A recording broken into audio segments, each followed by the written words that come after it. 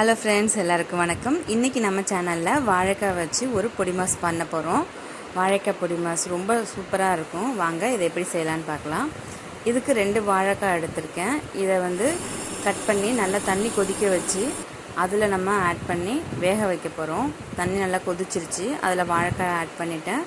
கொஞ்சம் உப்பு ஆட் பண்ணிவிட்டு கொஞ்சம் மஞ்சள்தூள் ஆட் பண்ணியிருக்கேன்.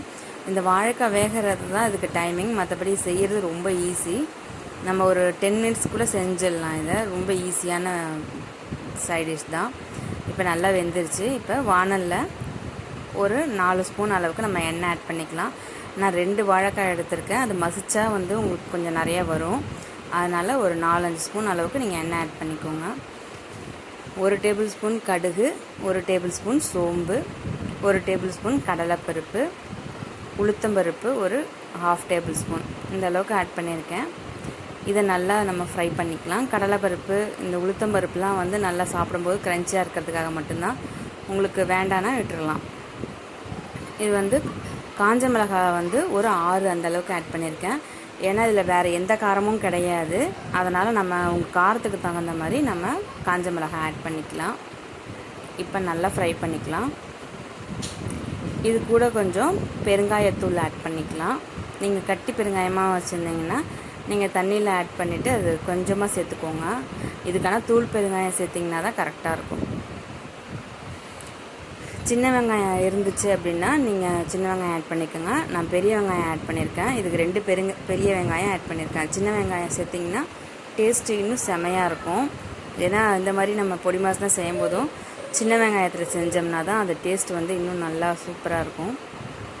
இப்போ இல்லை, அதனால் நான் பெரிய வெங்காயம் ஆட் பண்ணியிருக்கேன். கொஞ்சம் உப்பு ஆட் பண்ணியிருக்கேன். இப்போ நம்ம வாழைக்காவை வேக வச்சதை இந்த தோல் அப்படி எடுத்திங்கன்னா போதும், அழகாக பீலாகி வந்துடும். நல்லா உறிஞ்சி வந்துடும். இந்த மாதிரி இருக்குது பாருங்கள். இந்த மாதிரி இருக்கணும். அப்போ தான் நமக்கு பொடி மாஸ் சூப்பராக இருக்கும். இப்போ இந்த மாதிரி சின்ன சின்னதாக நான் கட் பண்ணிக்கிட்டேன். நீங்கள் அது அப்படியே போட்டு மசிச்சிங்கன்னா ரொம்ப குழன்னு ஆன மாதிரி இருக்கும். அதனால் இந்த மாதிரி சின்ன சின்ன பீசஸாக கட் பண்ணிவிட்டு ஆட் பண்ணிவிட்டு லைட்டாக மசிச்சு விட்டிங்கன்னா போதும். ரொம்ப குழையாத மாதிரியும் இருக்கும். நமக்கு சேர்த்து சாப்பிடும்போதும் கரெக்டாக இருக்கிற மாதிரி இருக்கும். நம்ம ஆல்ரெடி வாழைக்காயில் கொஞ்சம் உப்பு ஆட் பண்ணி தான் வேக வச்சோம். அதனால் நம்ம இதுக்கப்புறம் இதில் உப்பு ஆட் பண்ண வேண்டாம். வெங்காயத்தில் நம்ம உப்பு ஆட் பண்ணிட்டோம்.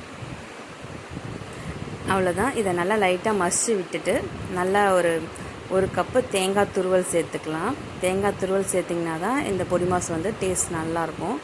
கண்டிப்பாக தேங்காய் துருவல் சேர்த்துக்கோங்க. அவ்வளோதான், நம்மளோட சூப்பரான வாழைக்காய் பொடி மாஸ் ரெடி ஆகிடுச்சு. நீங்களும் இதே மாதிரியே செஞ்சு பாருங்கள். செஞ்சு பார்த்துட்டு கமெண்ட் பாக்ஸில் கமெண்ட் பண்ணுங்கள். நீங்கள் இந்த ரெசிபி ட்ரை பண்ணியிருந்தீங்க அப்படின்னா எனக்கு உங்களோட ரெசிபி ஃபோட்டோஸை சென்ட் பண்ணுங்கள். ஓகே ஃப்ரெண்ட்ஸ், வேறு ஒரு வீடியோவில் பார்க்கலாம். அது வரைக்கும் பாய்.